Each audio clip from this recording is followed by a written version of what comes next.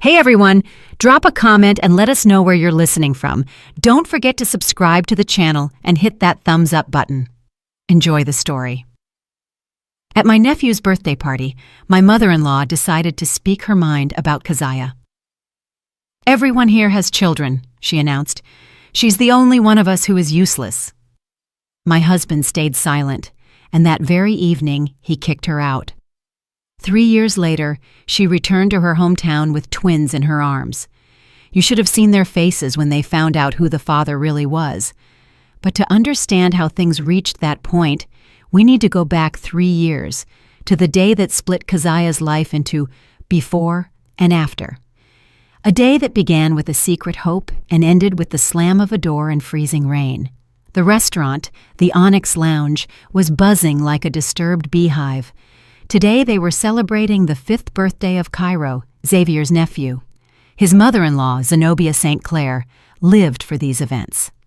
Not so much for the grandson, but for the opportunity to gather the whole family, all the business partners, and the movers and shakers under one roof to demonstrate the power and unity of the St. Clair clan. The air was heavy with the scent of expensive perfume, roasted meats, and the high-pitched squeals of children. Boys in sharp little suits and girls in poofy dresses darted between the tables, constantly risking knocking over a glass of champagne or a plate of appetizers onto someone.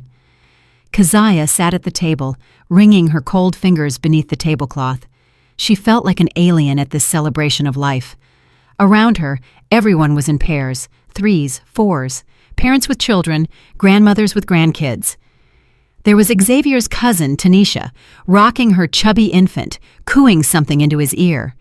There was a family friend, some local city councilman tossing his laughing daughter into the air. Families. Families were everywhere, and Keziah was just with Xavier, an attachment to him.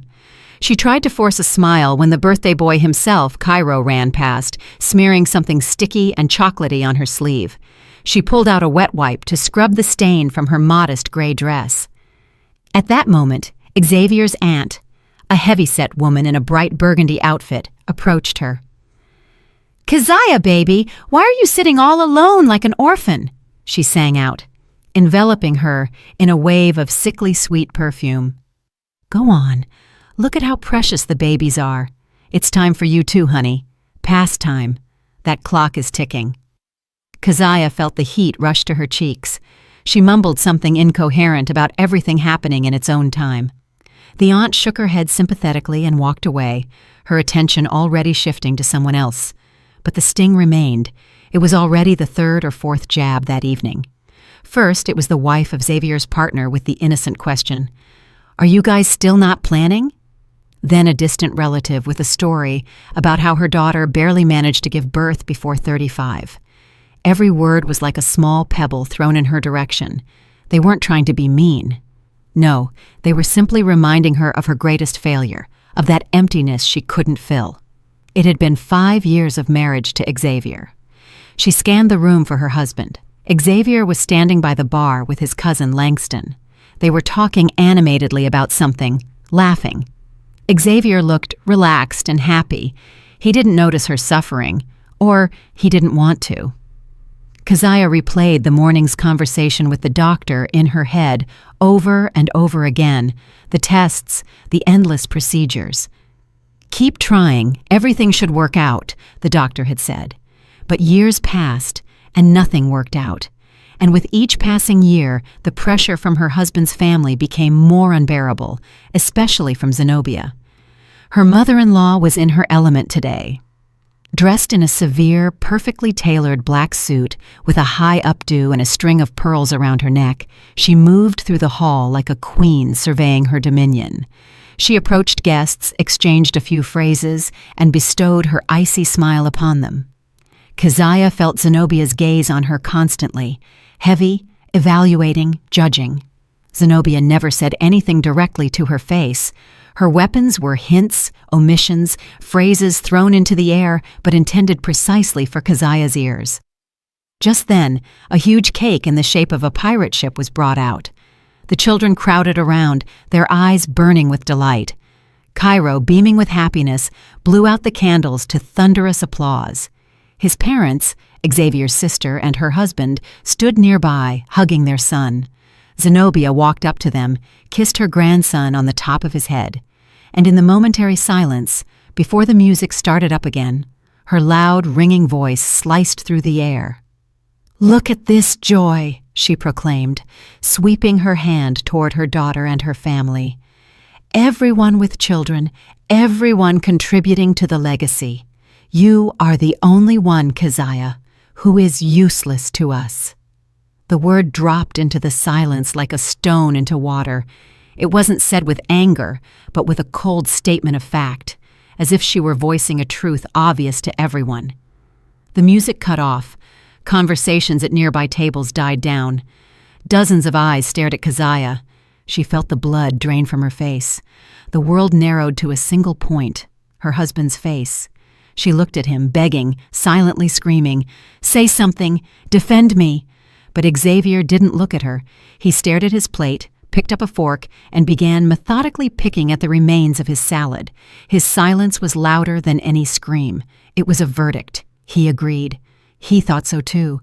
In that moment, Keziah realized she was alone, absolutely alone in this room packed with people. Someone coughed awkwardly. The music started playing again. The party rolled on, flattening her like a steamroller. But for Keziah, it was over. She sat like a stone statue, seeing nothing and hearing nothing. She was just waiting for the moment she could leave. The drive home passed in deafening silence. Keziah stared out the window at the blurred city lights. Rain was starting to fall. Large drops drummed against the roof of the luxury sedan. Xavier drove, gripping the steering wheel tightly. His profile was hard, unfamiliar. She wanted to scream, to ask why he stayed silent, why he allowed his mother to humiliate her like that. But she knew there would be no answer. His silence in the restaurant was the answer to all questions. They entered their apartment, the one they had furnished with such love 5 years ago. Xavier didn't even take off his coat. He stopped in the hallway and looked at her with cold, empty eyes. There was no sympathy in them, no regret, only a blank wall. "Mother is right," he said in a flat, lifeless voice. "I need a real family." Keziah froze, not believing her ears. This couldn't be happening.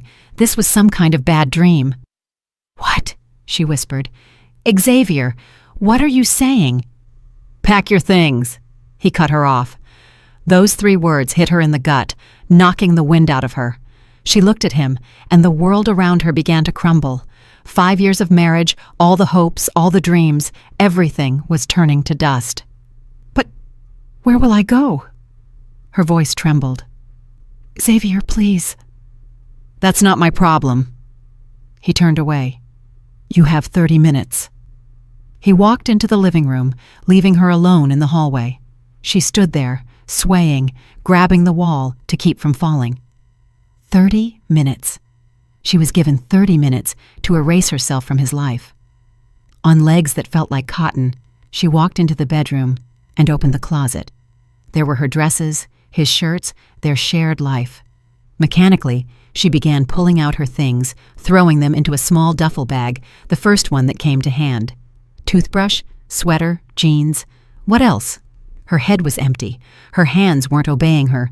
Tears flowed down her cheeks, but she didn't notice them. Xavier stood in the doorway watching her, not like a husband, but like a warden. He was waiting for her to finish and get out of his house, out of his life. He offered no help, no money. He just waited. When she zipped up the bag, he silently opened the front door. The gesture was more eloquent than any words. "Get out!" She walked out onto the landing. The door slammed behind her. The lock clicked. That was it. The end. Keziah walked down the stairs, exited the building, and found herself under the cold streams of autumn rain.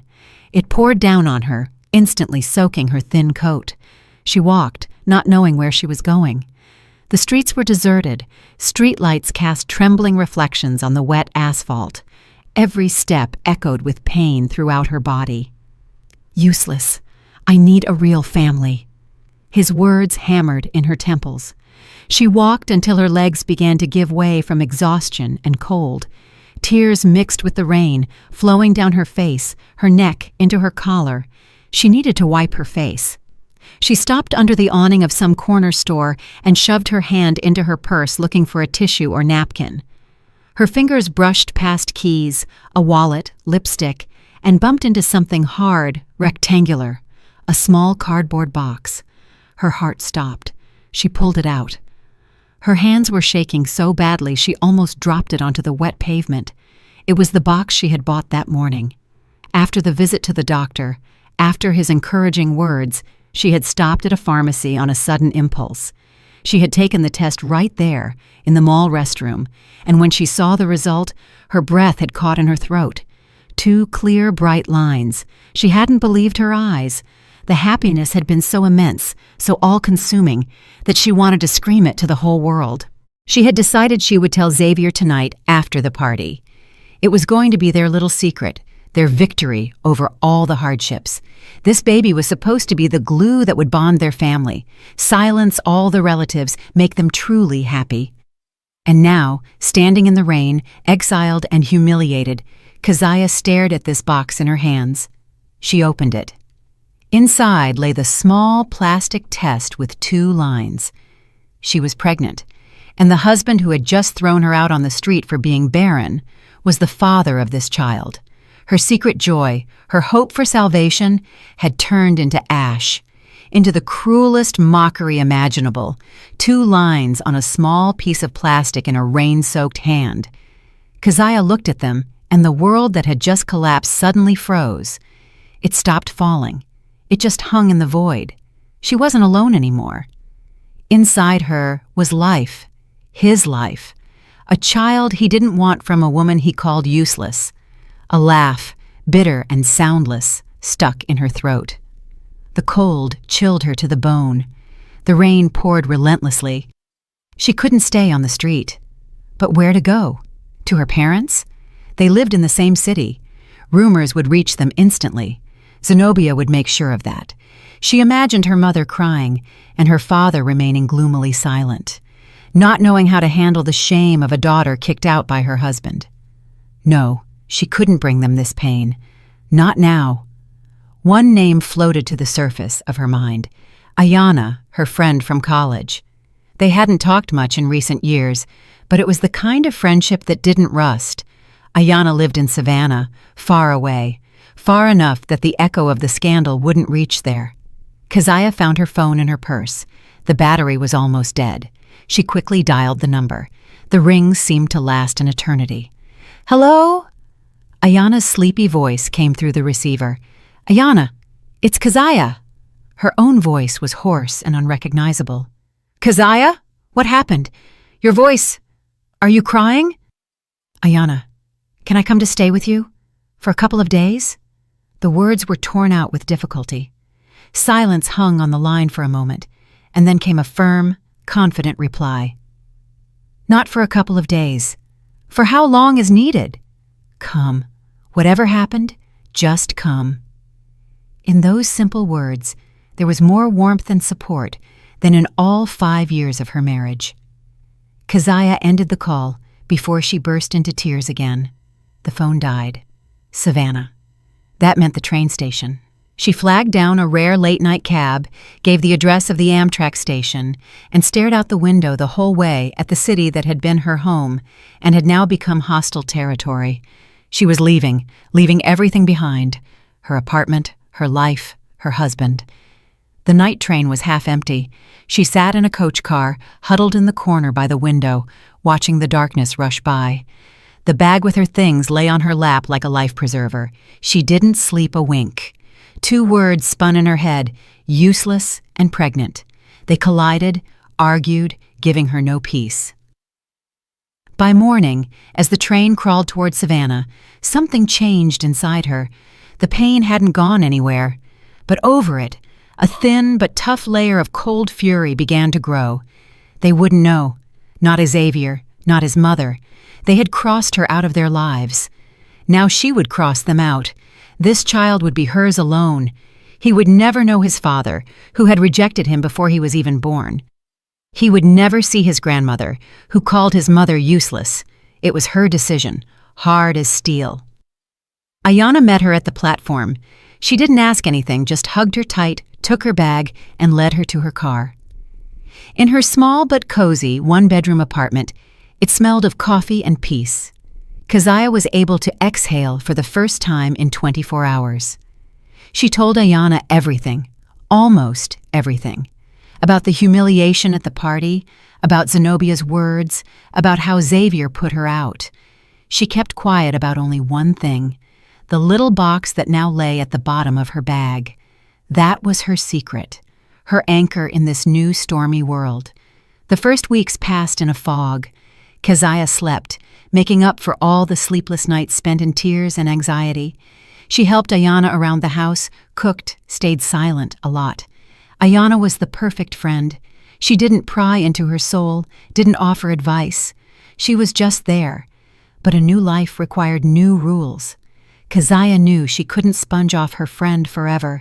She needed to get back on her feet, for herself and for the one growing inside her. First things first, a doctor. She made an appointment at a regular women's clinic, using her maiden name, Price. Sitting in the waiting room among other pregnant women, she felt like an imposter. Everyone had husbands, support, a future. She only had a past she had fled from and a foggy present. In the ultrasound room, it was cool. The young doctor, with a tired but kind face, applied cold gel to her belly and began moving the sensor. "All right, let's see what we have here," she mumbled, peering at the monitor. Keziah held her breath. She looked at the black and white blurry image, trying to make out anything at all. "Okay, uterine pregnancy, term about 12 weeks. Everything looks good, developing on schedule. Heartbeat is clear." Keziah exhaled. Thank God. Everything is fine.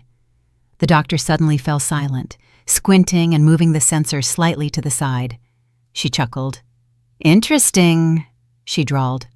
"Are you aware, Mama, that you have a surprise here?" Keziah's heart dropped to her heels. "What surprise? Is something wrong?"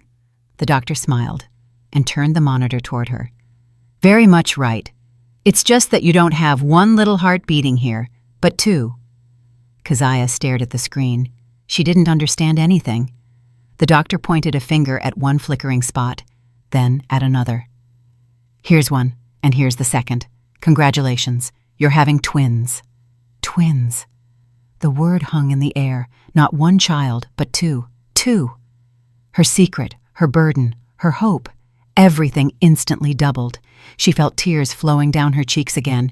But this time, they weren't tears of grief. It was some crazy cocktail of terror and delight. She was alone, broke, unemployed, in a strange city, and she was going to have 2 children.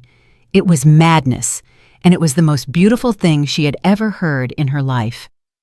Returning to AITA's apartment, Keziah was in a daze. 2. She needed even more strength, even more determination. She began unpacking her single bag to make room for future baby things. The items from her past life were laughably few. Some clothes, cosmetics, a couple of books she was reading before she left, and among them, a small, tattered hardcover notebook. She recognized it. It was the diary of Xavier's grandmother, Pearl St. Clair, who had died a year before their wedding. The notebook had somehow ended up with Keziah along with other old papers, and she had just shoved it on a shelf, intending to give it to Zenobia someday. And in her haste, she must have swept it into the bag along with the books. She wanted to throw it away.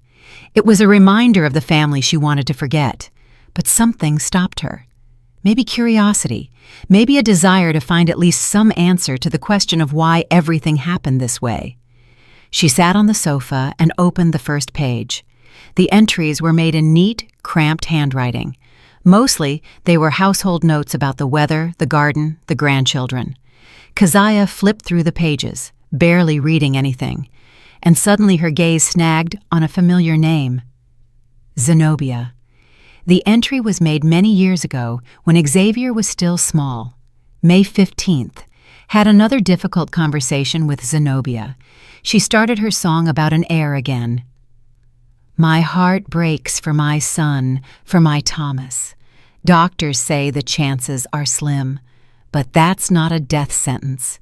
Yet Zenobia is acting like she's lost her mind, running to doctors, demanding, looking for some exits. Yesterday, she came with wild eyes, saying that if her husband can't do it, then a way must be found so the family name doesn't end, that the family honor is more important than anything. I'm afraid of her. There is some evil, bad fire burning in her. Obsession is not of God. It seems she is ready to do anything just to get this heir. Anything. Keziah reread the lines again and again. Thomas was Xavier's father. He had problems. He could barely have children. And Zenobia, even back then, 30 years ago, was obsessed with the idea of an heir ready for anything. A chill ran down her spine. She had always thought her mother-in-law's attacks were personal dislike for her, Keziah, that her cruelty was born out of her and Xavier's 5 years of failure. But this entry spoke of something else. It wasn't personal. It was an old, deeply rooted mania, a whole family history she hadn't suspected. Zenobia's fixation on children, on continuing the line, wasn't just the whim of a domineering woman. It was her decades-long, agonized, insane idée fixe. Kezia slammed the diary shut. She felt uneasy. This information was strange, disturbing. She didn't know what to do with it. For a moment, she wanted to call Xavier, tell him, ask him, but she immediately pulled herself back. No. That door is closed. The past must remain in the past. These are just old family dramas. A fluke. A coincidence. She didn't have time to unravel other people's secrets. She had 2 secrets of her own that would soon come into the world. She shoved the diary to the bottom of the bag, under sweaters, out of sight. And that same evening, to chase away the bad thoughts, she did what always calmed her down. She went into the kitchen and baked a peach cobbler, simple, from her mother's recipe. The smell of cinnamon, vanilla, and baked peaches filled the small apartment. When AITA came home from work, she gasped. The cobbler was incredibly delicious. The next day, she asked AITA to bring her more flour and sugar. Then she baked more. She baked cakes, pastries, rolls, first for herself and AITA. Then AITA started taking the pastries to work. Her colleagues were delighted. The first birthday order came in, then the second, the third. Keziah worked tirelessly, often late into the night. Fatigue knocked her off her feet, her back ached, but when she took another golden masterpiece out of the oven, she felt satisfaction. She was creating something with her own hands. It wasn't useless, and it brought in the first small, but her own, money. She was no longer an attachment to a husband. She was Keziah Price, and soon she would be a mom of 2 children. This thought gave her strength. She chased away memories of Zenobia's words, of Xavier's silence, of the disturbing lines from the old diary. She just worked, pouring all her unspent love and desperate determination into dough, cream, and chocolate glaze. She was building a new life, from scratch, alone. 3 years passed. 3 years that transformed Keziah from a broken victim into the mistress of her own life. The smell of vanilla, fresh brewed coffee, and dark chocolate became the scent of her new world. Keziah's Sweets in downtown Savannah was her fortress and her pride. A small, cozy establishment with a display case always full of delicate pastries and impressive cakes became a local landmark. Keziah was no longer Xavier's wife. She was that Ms. Price who bakes divine eclairs. Her morning didn't start with an alarm clock, but with quiet rustling in the nursery. Kenzo and Kalia, her double most important secret, her 2 hearts beating outside her body, they were her world. Light-skinned with identical dimples on their cheeks, but so different in character. Kenzo, a curious and noisy explorer. Kalia, a quiet, thoughtful observer. In the morning, she took them to daycare and then dove headfirst into work. Purchases, staff management, developing new recipes, taking orders. In the evening, she picked up the children, and the 3 of them had dinner in their small rented apartment above the bakery. She read them stories, kissed the tops of their heads, and when they fell asleep, she felt complete, exhaustive happiness. She had made it. She had survived. She hardly thought about the past. It was locked in an old diary at the bottom of a suitcase and in that part of her soul where she tried not to look. She knew nothing about Xavier, about Zenobia, about that life, and she didn't want to know. She had cut all ties, changed her phone number. Her only contact with her hometown was infrequent calls to her parents from Ayana's landline. She told them she had left for work, that she was doing well. She kept quiet about the children. She was afraid the news would somehow leak, reach the St. Clairs. She was protecting her children from that poison. And then, one evening, a phone call rang out that pierced the armor of her new life. It was her father calling. His voice was tight, unfamiliar. "Keziah, Mom is bad, very bad. Her heart. She's in the hospital." Keziah's world tilted. Mom, her only closest soul. ICU, heart attack. These words beat against her consciousness like hail against glass. No time for fear, for doubts, for old resentments. Mom needed her. She packed the kids in an hour, explained to her assistant at the bakery that she had to leave for family reasons. She bought tickets for the next train. All night, to the clatter of wheels, she watched sleeping Kenzo and Kalia and felt icy fear of returning battle within her against anxiety for her mother. She was going back into the hell she had climbed out of with such difficulty. Her hometown met her with a gray sky and a damp wind. Nothing had changed. The same streets, the same houses, only she was different. When her father met her at the station and saw two small children next to her, he froze. In his eyes was a whole storm of emotions: shock, surprise, confusion, and some belated tenderness. "Is this—" he started, unable to find the words. "Your grandchildren, Daddy," Keziah said quietly. "Kenzo and Kalia." In the hospital room, Mom looked small and fragile under the white sheet. But when she saw her grandchildren, her pale face lit up with such a smile that Keziah's breath caught. She realized she had done the right thing. It was worth returning for this moment. But the city had already noticed her. A small town lives on rumors. The next day, when Keziah went out to the nearest store for groceries, Ms. Jenkins, a neighbor from her parents' old apartment building, stared at her. Her eyes went round when she saw two toddlers holding Keziah's hands tightly.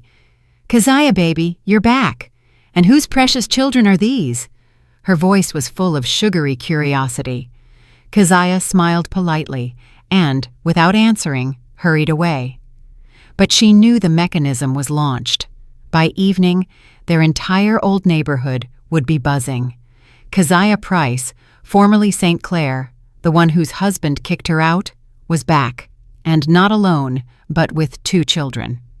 She tried not to leave the house unnecessarily, spending all her time at her mother's bedside or with the children in her parents' apartment. But a few days later, the doctor said Mom needed fresh fruit, specifically pomegranates. She had to go to the central market. The market was humming, smelling of dill and ripe apples. Keziah walked confidently between the rows, holding Kenzo and Kalia by the hands. She had almost forgotten about caution, focusing on choosing the best, ripest pomegranates. She was already paying the vendor when Kenzo tugged at her sleeve. "Mama, look! A man!" he said, pointing a finger somewhere behind her back. Keziah turned around and froze. A few yards away from her stood Xavier. He had hardly changed. The same haircut, the same expensive coat she had once helped him choose. Only his face had become harder, and wrinkles had settled in the corners of his eyes.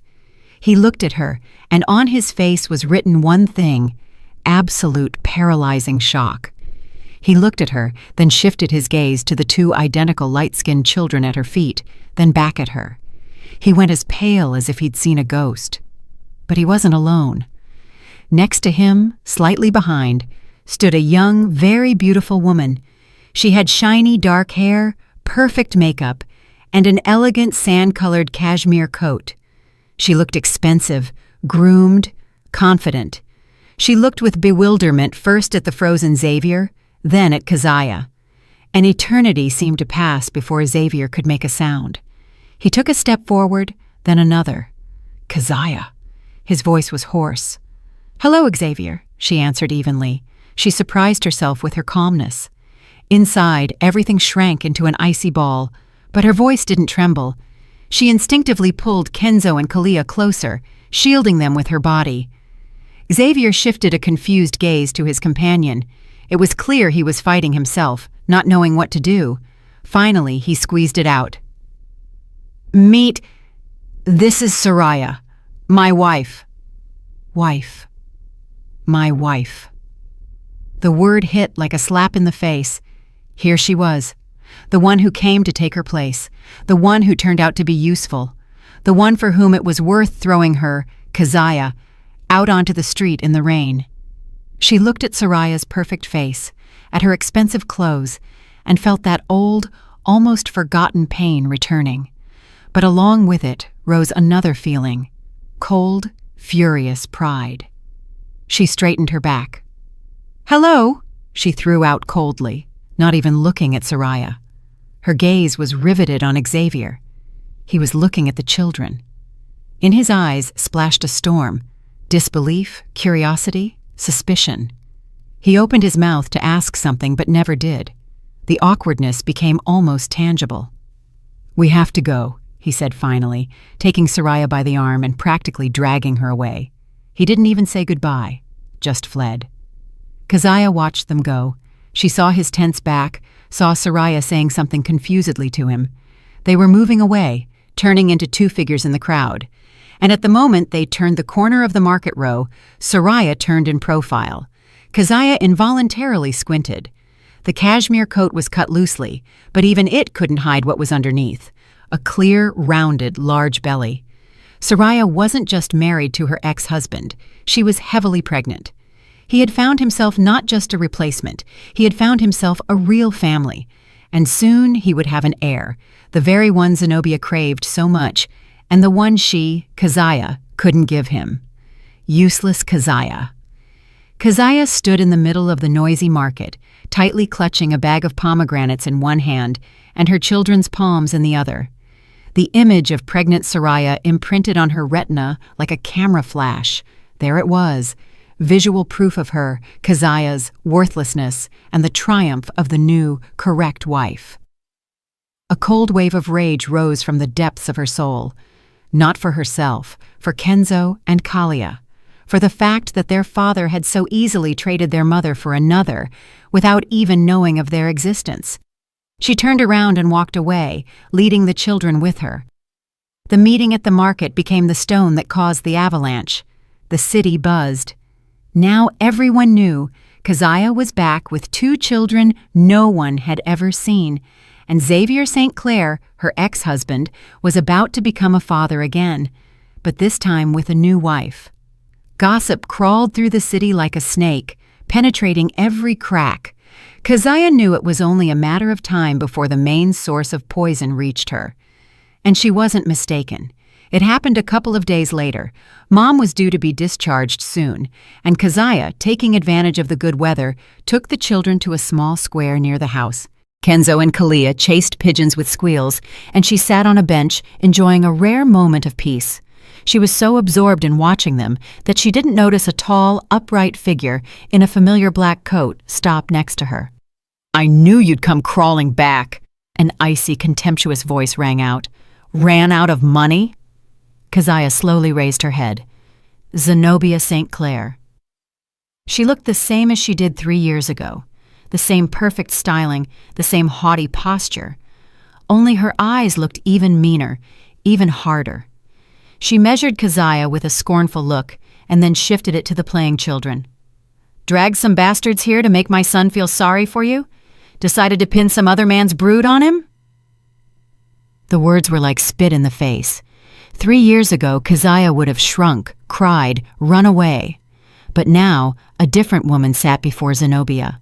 A woman who had been building her life alone for 3 years and raising 2 children. Keziah stood up. She was the same height as Zenobia. She looked her straight in the eyes, cold and calm. "These are my children, Mrs. St. Clair, and I will ask you to stay away from them and from me." Zenobia sneered. "Are you threatening me? You, whom my son threw out like a stray cat? You crawled back to our city to blackmail us, to shame our family before the birth of the legitimate heir? I won't allow it." She raised her voice, attracting the attention of rare passers-by, but Keziah didn't flinch. "I came to my sick mother," she enunciated clearly, "and your fantasies don't interest me. If you come near me or my children one more time, I'll call the police." She beckoned Kenzo and Kalia, took their hands, and without looking back, walked out of the park. She felt her mother-in-law's burning gaze, full of hatred, on her back. She knew this wasn't the end. It was a declaration of war. Returning home, Keziah sat in the kitchen for a long time. Her hands were shaking. She understood that Zenobia wouldn't stop. She would spread rumors, turn people against her, try to paint her as a con artist. And Keziah's most vulnerable spot was her children. Zenobia had already called them another man's brood. She would scream about it on every corner. She needed to defend herself. And the best defense is a good offense. The next day, she found the number of a good lawyer online. A young, energetic woman named Ms. Davis listened to her story carefully without interrupting. "They will claim you are a fraud," Ms. Davis said when Keziah finished, "that the children aren't his and you want money. It's classic. We need to strike first. File for paternity establishment and child support, officially through the court." Paternity establishment. A DNA test. The thought of it was unpleasant. It meant letting Xavier back into their lives, at least formally. But Ms. Davis was right. It was the only way to shut Zenobia's mouth. A document. An official document proving that Kenzo and Kalia were Xavier's children and that she had every right to his financial support. It wasn't about the money. Keziah was managing perfectly fine on her own. It was about the truth and protecting her children's honor. "Prepare the documents," Keziah said firmly. A few days later, an official paper from the court was delivered to Xavier St. Clair's office, a lawsuit demanding a paternity test. Keziah had pulled the trigger. Now there was no turning back.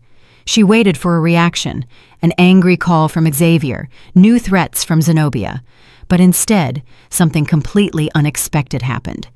In the evening, when the children were already asleep, the doorbell of her parents' apartment rang. Keziah looked through the peephole and froze.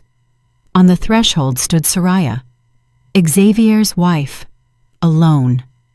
She looked completely different from how she had at the market, no haughtiness or gloss. She was wearing a simple dark dress, hair pulled back in a messy bun. Her face was pale, without makeup, and fear stood in her large eyes. Keziah hesitated, but then opened the door.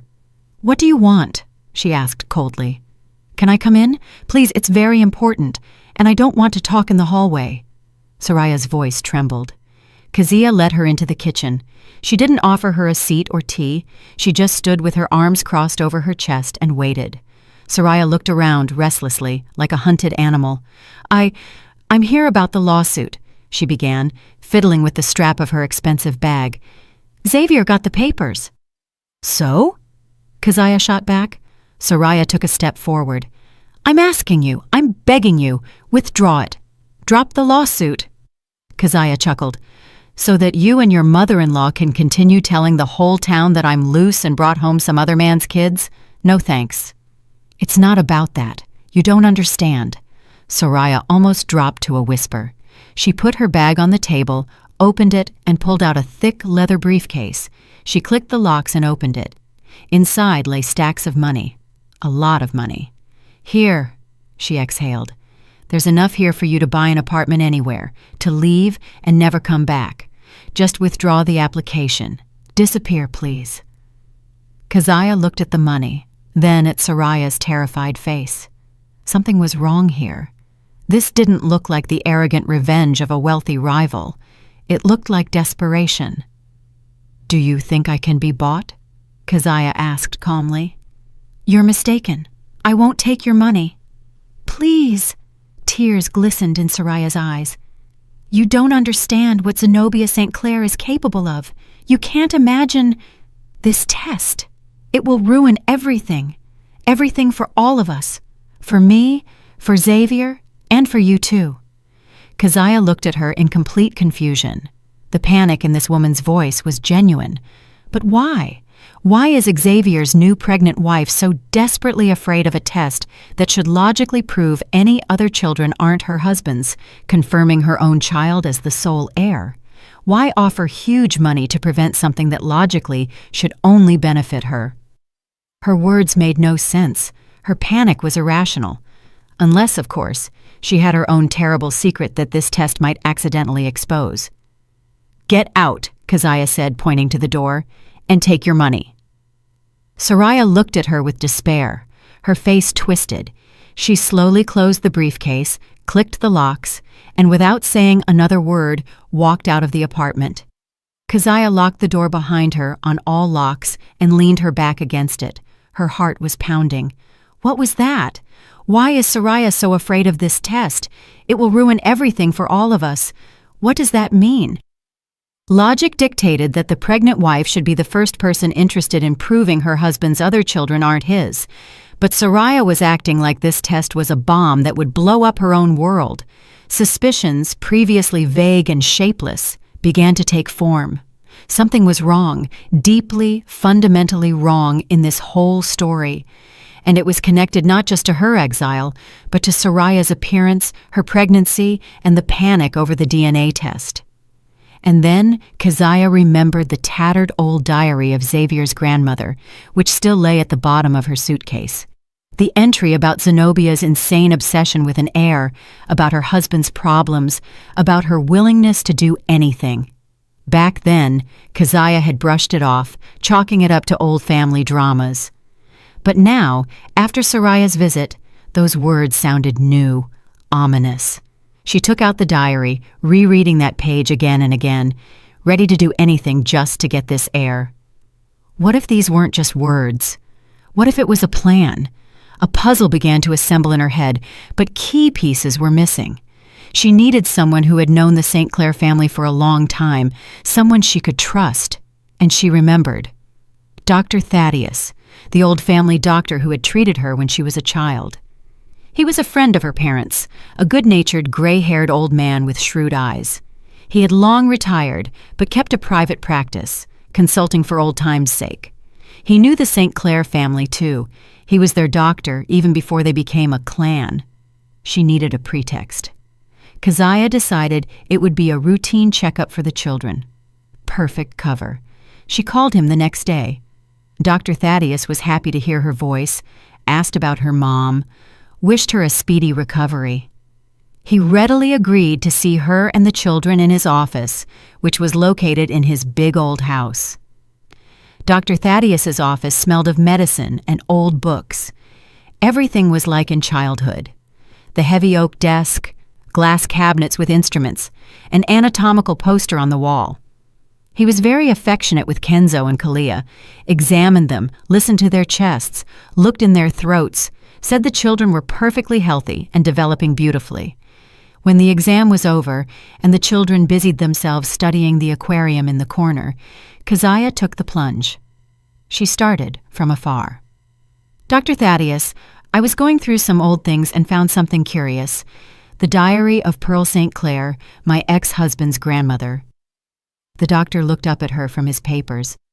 "Yes, I remember her. A wonderful woman. Not like some—" He cut himself off, not finishing the phrase. "There were some very strange entries," Keziah continued, watching his reaction closely. "About her son Thomas, Zenobia's husband, and about how Zenobia was obsessed with the idea of an heir.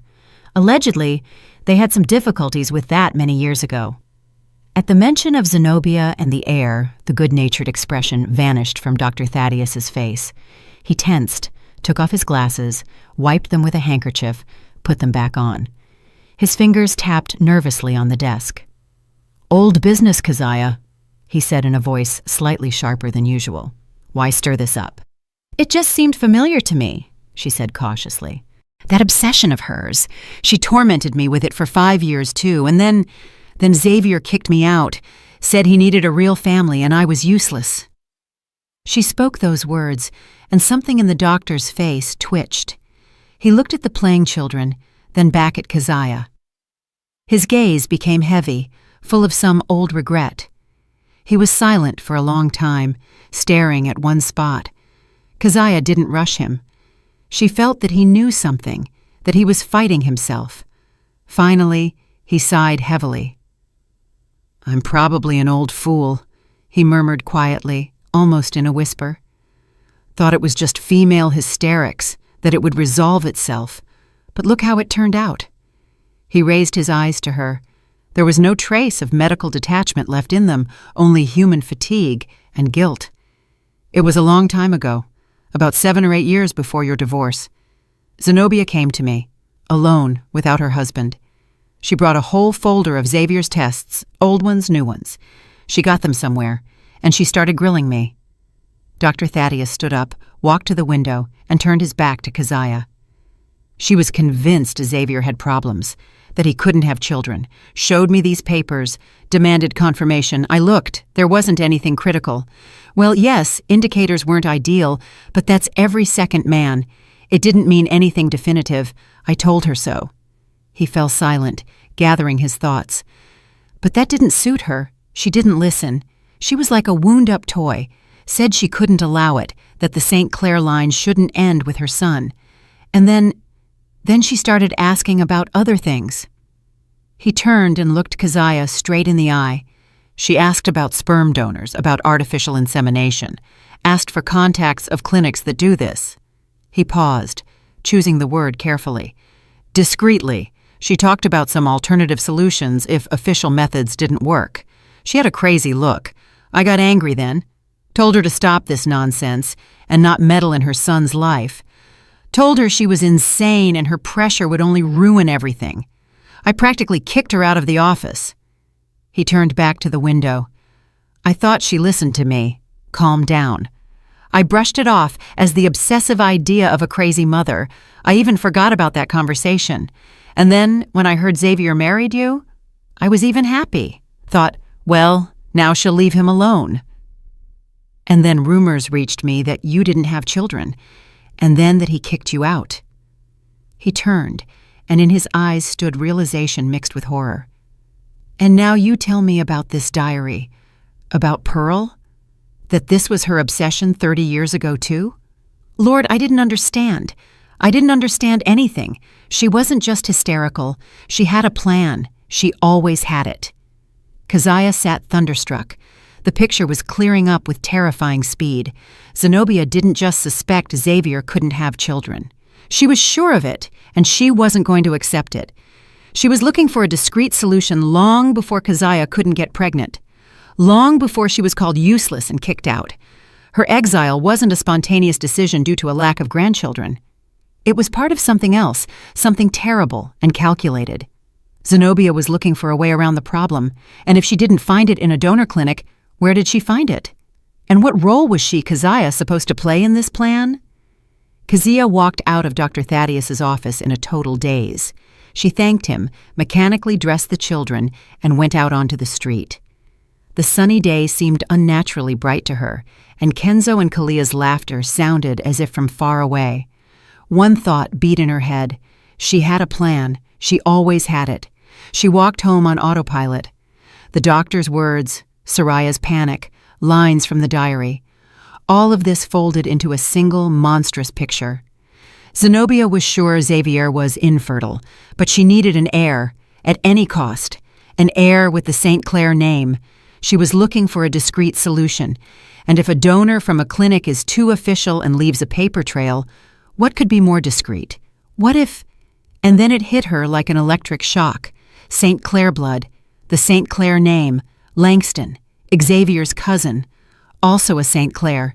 Ambitious, always a bit in the shadow of his more successful cousin, but with the same last name. Cold sweat broke out on Keziah. She stopped in the middle of the street. Flashes of memories she hadn't attached importance to before began racing through her head.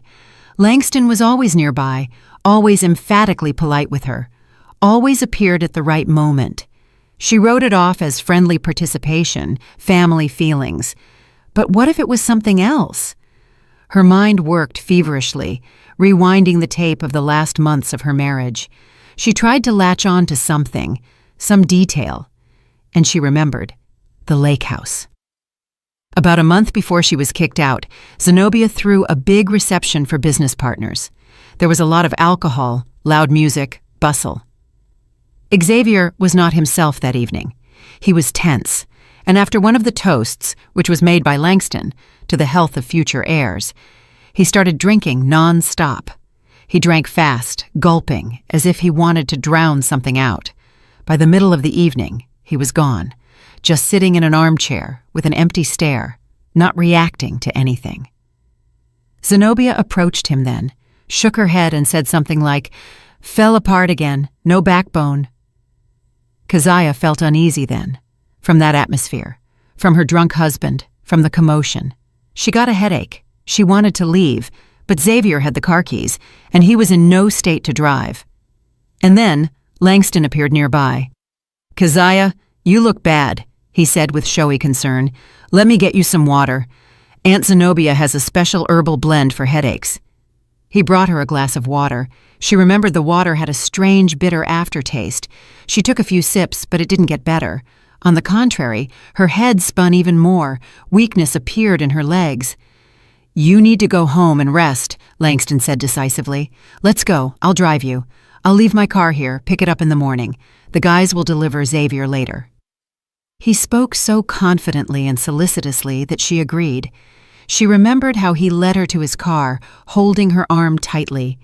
His hand on her waist, the way he helped her into the car, and his fingers lingered on her shoulder longer than necessary.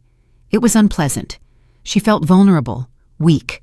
She wrote it off as her condition, the dizziness. On the way, he said something encouraging about how Xavier just needed to rest, that business is stressful. She hardly listened. She only wanted one thing, to get home and lie down. He walked her to the very door of the apartment. She thanked him and quickly closed the door behind him. Back then, it seemed like just an unpleasant episode. A drunken husband, an untimely headache, the overly intrusive courtesy of a cousin. But now it all looked completely different.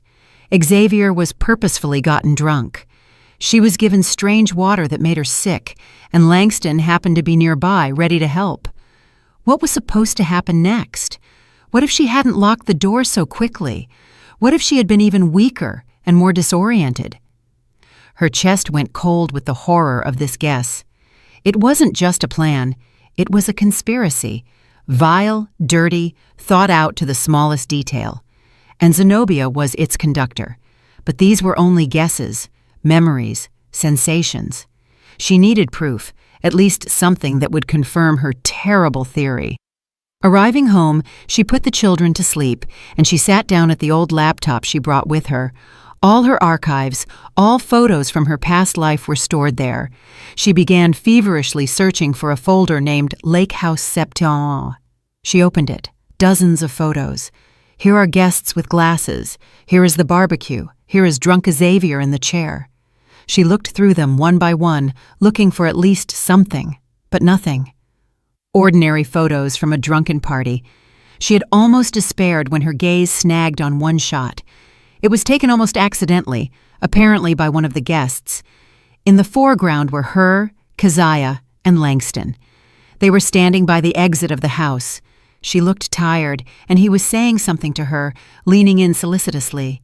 He was holding that very glass of water, an ordinary, unremarkable photo. She wanted to scroll past, but something stopped her.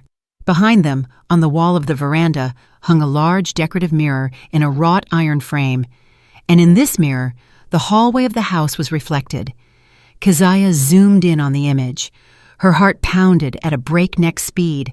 She zoomed in more and more until the picture began to break into pixels. But even so, it was visible. In the dark opening of the corridor deep in the house stood a figure, a female figure. It was Zenobia. She wasn't participating in the general fun. She stood in the shadows and watched right at them, at Keziah and Langston. And on her face, there was no concern for her daughter-in-law who felt sick. There was not a shadow of sympathy. It was an expression of cold, focused, predatory observation. Like a scientist looking at lab mice in a maze. She didn't just know what was happening, she was controlling the process. She was waiting for the result of her experiment. This was it. Irrefutable proof. A black and white reflection in a mirror fixing the truth. Everything fell into place. Zenobia's plan was simple and monstrous. She decided to use Keziah as an incubator, and as a discreet donor, she chose Langston, her nephew, the carrier of the necessary blood. She set up a situation where the incapacitated drunk husband was removed, and the weakened, disoriented wife was left alone with the caring relative, and she personally watched the execution of her plan. But the plan failed. Something went wrong. Maybe Keziah turned out not to be so weak. Maybe Langston didn't dare to go through with it. Zenobia, deciding the attempt failed and convinced of Keziah's uselessness, simply ordered her son to kick her out. She didn't suspect that at the very moment she was crossing out her daughter-in-law, she was already pregnant. But not from Langston, but from her own infertile son. And then, 3 years later, Keziah returned with 2 children. For Zenobia, it was a shock. Living, walking proof of her failed conspiracy. She decided they were Langston's children, that her plan had worked after all, but the fruits didn't go to her. That's why she started screaming that it was another man's brood. That's why she tried so furiously to disown them. And that's why Soraya, her new puppet, is so terrified of the DNA test. Because this test will show that the children aren't Langston's, and this will destroy the whole construct of lies Zenobia had been building for years. Keziah leaned back in her chair. There was a hum in her ears. The monster she feared turned out to be even scarier than she could have imagined, and now she knew its name. She knew the plan, and she had a weapon in her hands, a small photograph, a reflection in a mirror. Reflected truth. Keziah sat in front of the laptop screen, staring at the magnified reflection in the mirror. Cold horror was replaced by icy, crystal-clear rage. She saw everything, the whole mechanism, the whole lie. She wasn't just a victim of family squabbles. She was chosen for the role of a vessel, a nameless incubator for other people's plans. And when she turned out to be defective, she was thrown away like a broken thing. But they were wrong. She didn't break, and now she had everything to destroy their world. Diary, doctor's confession, and photograph. But how to do it? Just go to the police? They won't bother with old family intrigues. Tell Xavier? He won't believe it. His mother was always an authority to him, and he was too weak to go against her. Something else was needed. Not just a court, a public sentence was needed, one from which Zenobia would never recover. The idea came suddenly. Her bakery in Savannah often held charity evenings. It was a great way to attract attention and do a good deed. What if she organized something similar here, in her hometown, a charity auction for the local orphanage? This is an event that no one from the city elite can ignore, especially the St. Clair family, who prided themselves so much on their reputation and philanthropy. They will be obliged to come. Everyone. Zenobia and Xavier and Soraya and Langston. They will come to their own execution. It will be her stage, her theater. Mom was already feeling better. She was transferred from the ICU to a regular room. Keziah, enlisting the support of her father and old friends, dove headfirst into organizing. She found a venue, a small but elegant banquet hall, arranged with local artists and craftsmen who provided lots for the auction, sent out invitations. The name Keziah Price, formerly St. Clair, made noise. Everyone was curious to look at the woman who returned with children and sued her ex-husband. Curiosity and thirst for scandal are the best bait. She worked like one possessed. By day, she handled organization. Evenings she spent with Mom and the kids. She had no time for fear or doubts, only cold calculation. She was preparing for the main battle of her life. The evening before the auction, Keziah returned home late, completely exhausted. Father had already put the children to bed. She sat in the kitchen, drinking cold tea and replaying her plan in her head for the 100th time. Tomorrow, everything will be decided. Tomorrow. A quiet, almost panicked knock on the door sounded. Keziah flinched. She went to the door, looked through the peephole. Soraya. She stood huddled without a coat, in just a dress. Her face was wet with tears, mascara smeared, hair disheveled. She looked like a person on the verge of a nervous breakdown. Keziah opened the door. "What now?" she asked wearily. "Did you bring more money?" Soraya didn't answer. She just walked into the apartment, sank onto a chair in the kitchen, dropped her head onto her arms, and sobbed. These weren't quiet tears like last time. It was hysteria. Deep, wrenching sobs shaking her whole body. Keziah stood over her, not knowing what to do. Part of her wanted to just kick this woman out the door, but the other part saw not a rival, but a broken, deathly frightened person. "Calm down," she said finally, softer than she intended. "You'll wake the children." "What happened?" Soraya lifted her head. Her eyes were red and swollen. "She knows everything," Soraya whispered. "About your auction?"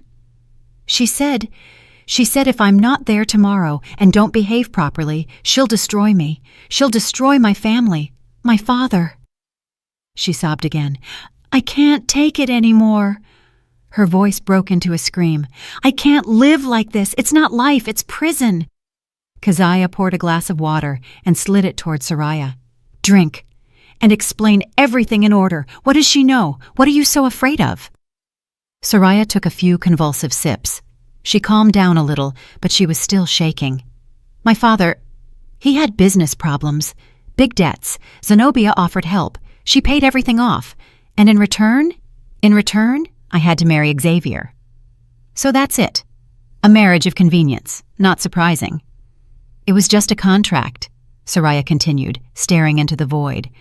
"I was supposed to become the ideal wife, bear an heir, and strengthen the family image. Xavier didn't care. He just does what his mother tells him.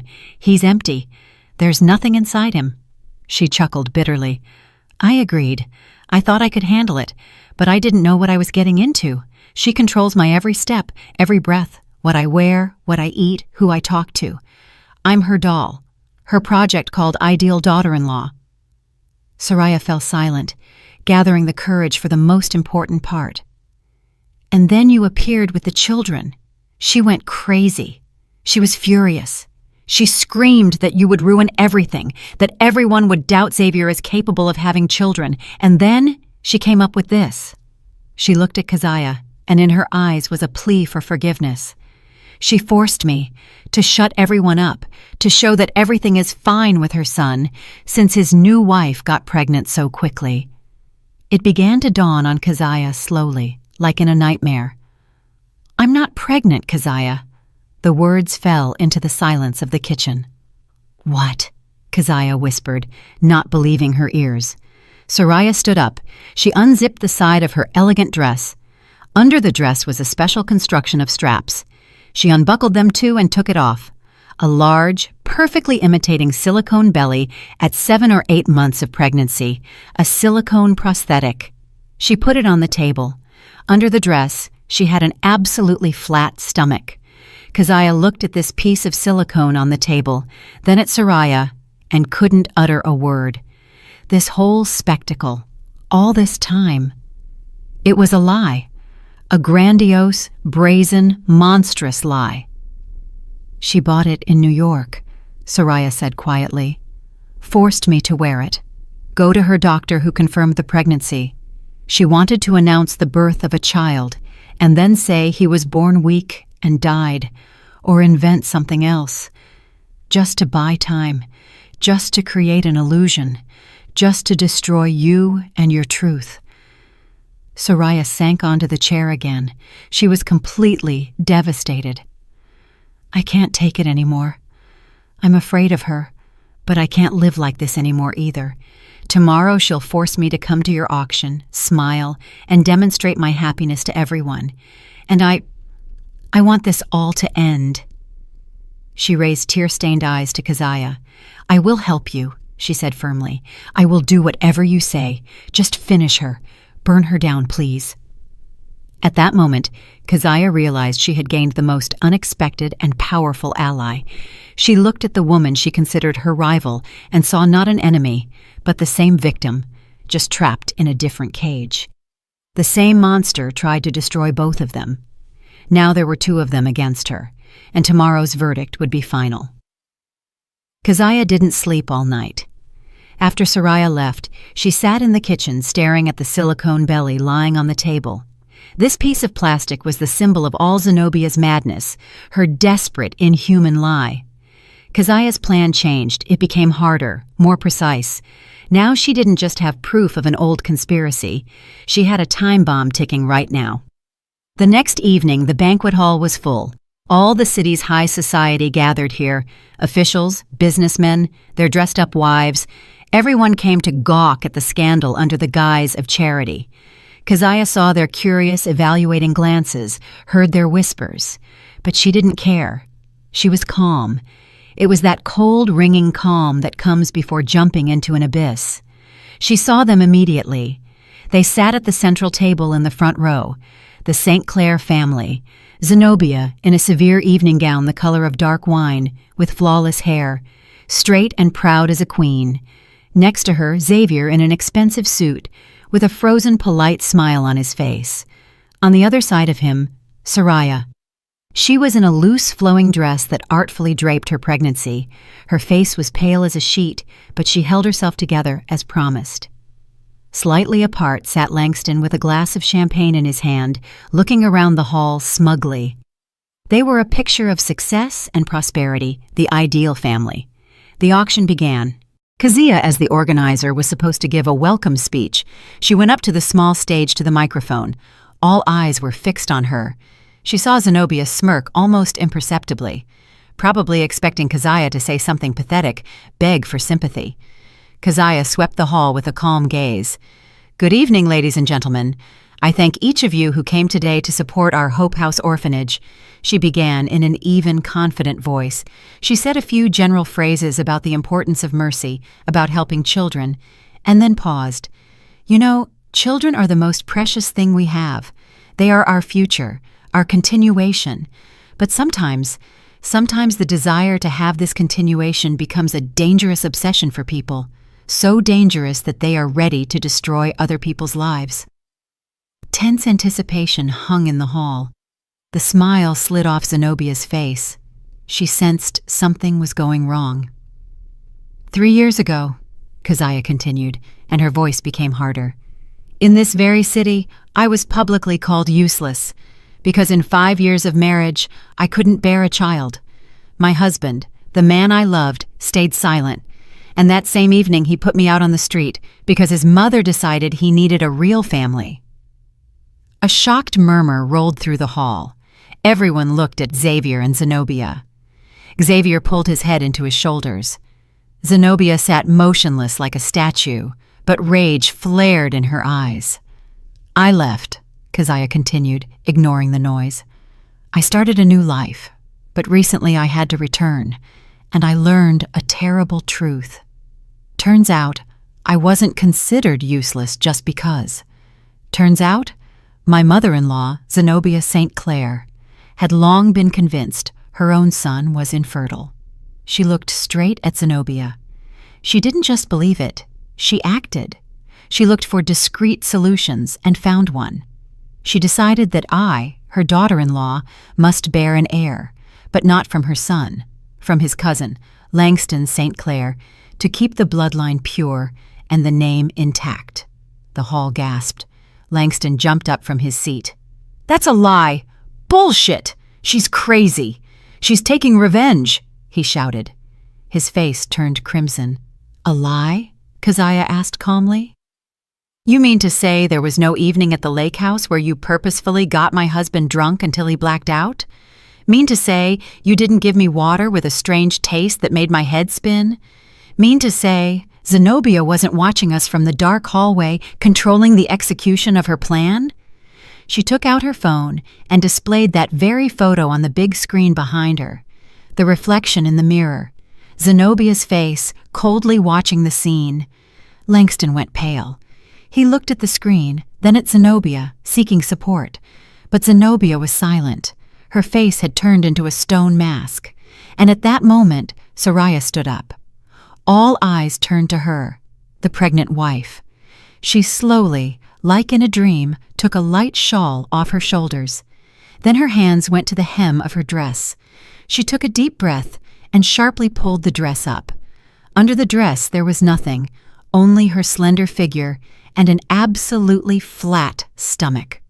The hall froze for a second and then exploded. It wasn't just a hum, it was a roar. Shock, disbelief, outrage. People jumped from their seats, pointed fingers, flashes of phone cameras sparkled. "This whole pregnancy is a lie," Soraya shouted, and her voice, amplified by Keziah's microphone, carried through the hall. "She forced me. Zenobia forced me to wear a fake belly, to create an illusion of her son's fertility and finally humiliate Keziah." It was the end. The conspiracy was exposed publicly, mercilessly. Langston, realizing everything was lost, that his patroness was defeated, broke. He sank into his chair and mumbled something, covering his face with his hands. He was crushed. Zenobia's reputation burned in an instant. She sat in the middle of this chaos, this roar of the crowd staring at one point.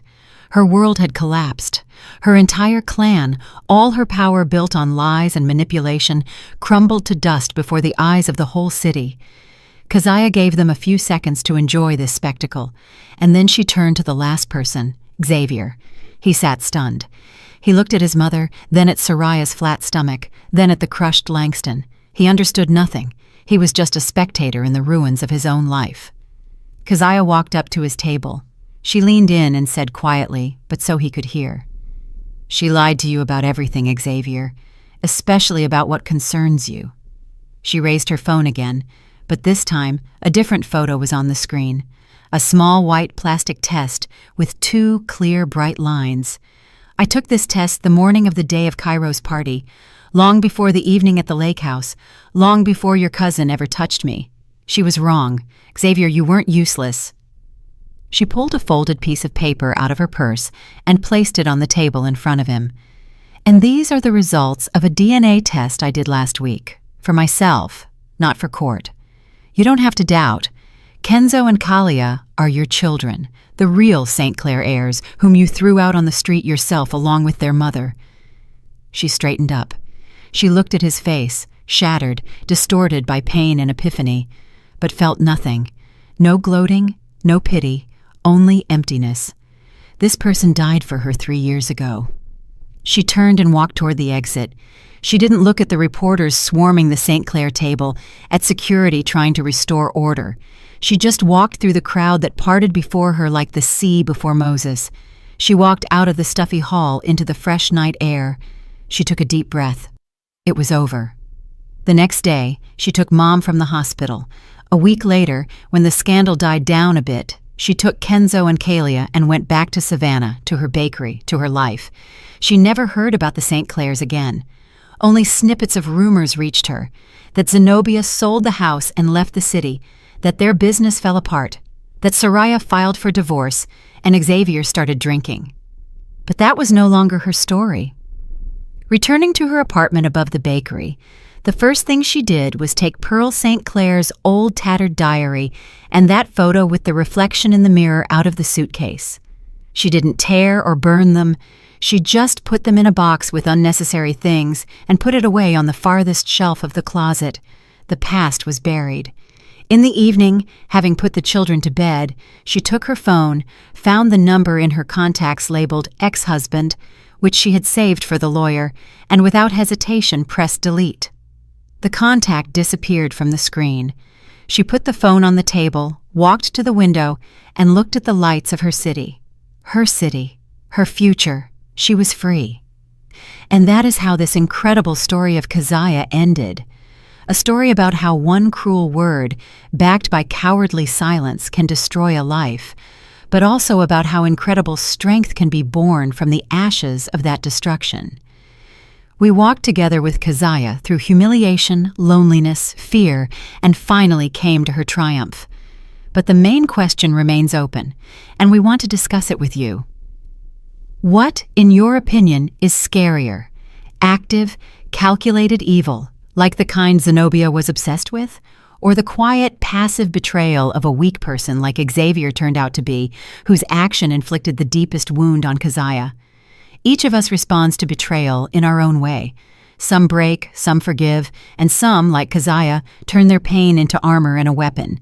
She didn't just survive. She returned to restore justice and protect her children. Her public reckoning was cruel, but was it unjust? And perhaps the most interesting twist is the alliance of the two wives, Keziah and Soraya. Two rivals, two victims of one monster, who were able to unite against a common enemy. This proves that sometimes the most unexpected allies appear where we see only enmity. Did you like the story, and which city are you listening from? Let's meet in the comments. If you liked the story, you can support me by sending a super thanks so I can keep bringing more stories like this. Thank you so much for your sweet support. I'm looking forward to your comments on the story. On the screen, you can see 2 new life stories that I highly recommend. There's so much more on my channel. Don't forget to subscribe. See you in the next life story with love and respect.